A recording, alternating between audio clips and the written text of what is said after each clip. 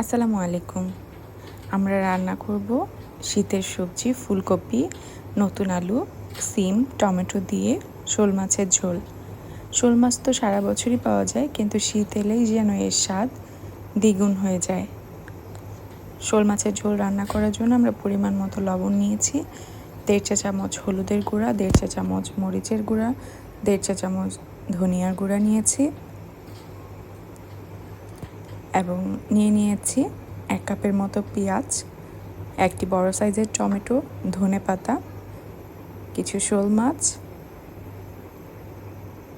রান্না করার জন্য প্রথমেই আমরা একটি কড়াইতে তেল দিয়ে দেব 1/2 কাপ পরিমাণ। তেল যখন গরম হয়ে যাবে তখন আমরা 1 কাপ পরিমাণ পেঁয়াজ কুচি করে কেটে রাখা দিয়ে দেব। পেঁয়াজ কুচিটা যখন ব্রাউন কালার করে ভাজা শেষ হবে তখন আমরা প্রায় 1.5 চা চামচের মতো আদা রসুনের বাটা দিয়ে দিব এবং সাথে সেই গুঁড়া মশলাগুলোকে দিয়ে দিব।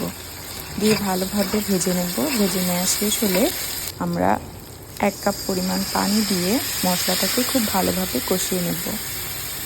যখন মশলা থেকে তেল উপরে উঠে আসবে তখন আমরা আগে থেকে ধুয়ে কেটে পরিষ্কার করে রাখা শোল মাছগুলোকে দিয়ে ভালোভাবে কষিয়ে নেব। কষিয়ে নেওয়া শেষ হলে আমরা একটি পাত্রে মাছগুলোকে তুলে রাখব। মাছগুলো তুলে রাখা শেষ হলে আমরা অবশিষ্ট মশলায় সবজিগুলোকে দিয়ে দেব। সবজিতে রয়েছে ফুলকপি, সিম এবং নতুন আলু দিয়ে ভালোভাবে কষিয়ে নেব এবং কষানো শেষ হলে আমরা প্রায় 3 কাপ পরিমাণ পানি দিয়ে একটি ঢাকনার সাহায্যে ঢেকে দেব। যখন পানি শুকিয়ে আসবে এবং সবজিগুলো সিদ্ধ হয়ে যাবে তখন আমরা আগে থেকে কষিয়ে রাখা মাছগুলোকে দিয়ে দিব এবং পরবর্তীতে আমরা টমেটোটাকেও দিয়ে দেব এবং আবারও এটাকে আমরা একটি ঢাকনার সাহায্যে ঢেকে দেব। 20 মিনিট পরে ঢাকনা তুলে আমরা এতে 2 চা চামচ পরিমাণ ভাজা জিরার গুঁড়া দিয়ে দিব।